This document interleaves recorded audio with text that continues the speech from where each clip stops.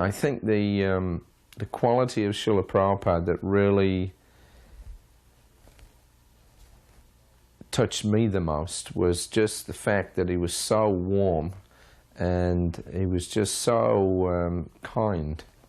It was such, I mean, from being with Prabhupada, you could immediately understand that he had a genuine concern for your welfare. He was serving us, you know, he was putting himself out in so many different ways just to give us the chance for spiritual life.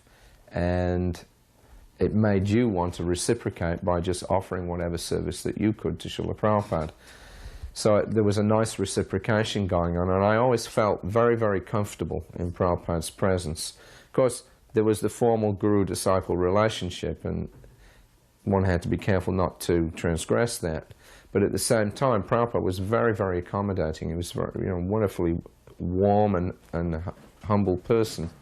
And he always made you feel, you know, wanted. He always made you feel, you know, significant in some way, that he knew what you were doing and he was happy with it and he would encourage you. Of course, he would also chastise you at different times if you did things wrong.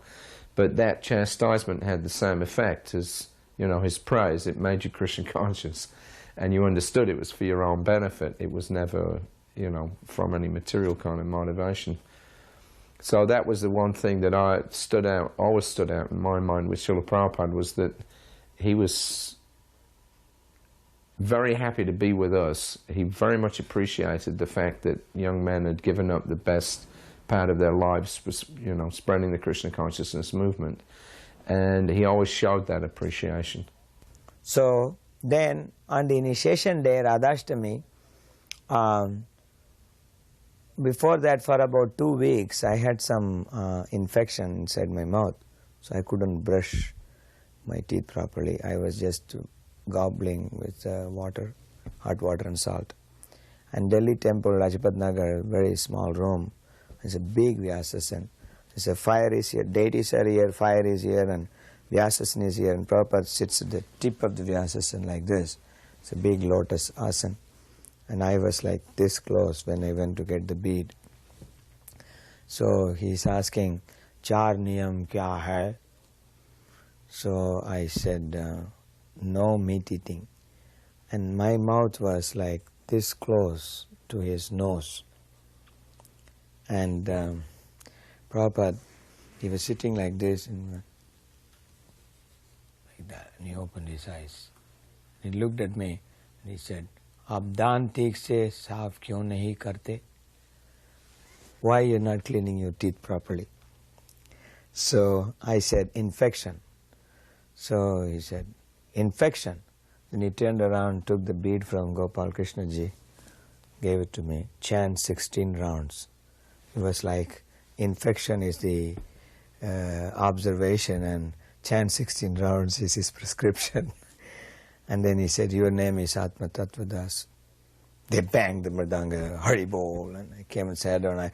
I was not there. I was thinking, something has happened to me. I got initiated. I have a bead and I have my guru, and I was completely emotional. So that evening, right in the lawn in front of the temple, Prabhupada is giving evening darshan. So I took the chamara, went to fan him so that I can be close. So I most probably, maybe I was doing a big number on the chamara, you know, one of those, you know. So, and it's Radhashtami, it's cold. So he was feeling cold.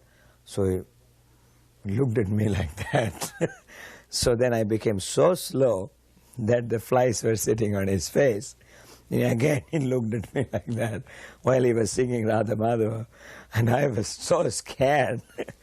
So I didn't know whether to go fast or to go slow, but still I didn't want to give up that because I wanted to be there looking at him.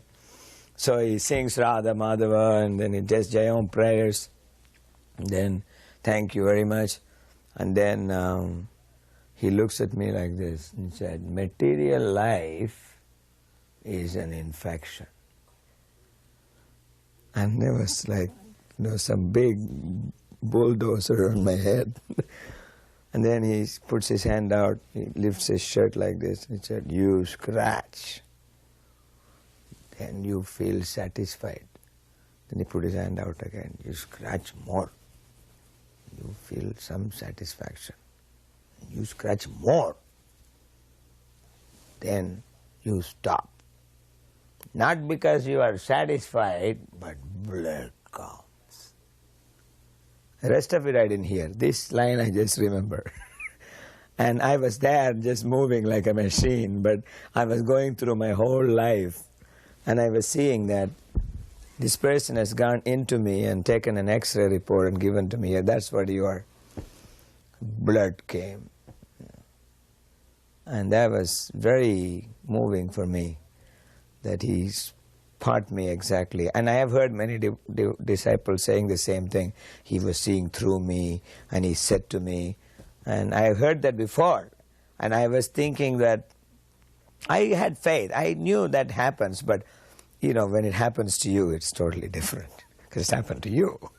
It's not somebody else. So I was completely like somebody went through me inside with a ray and came out. And I was very happy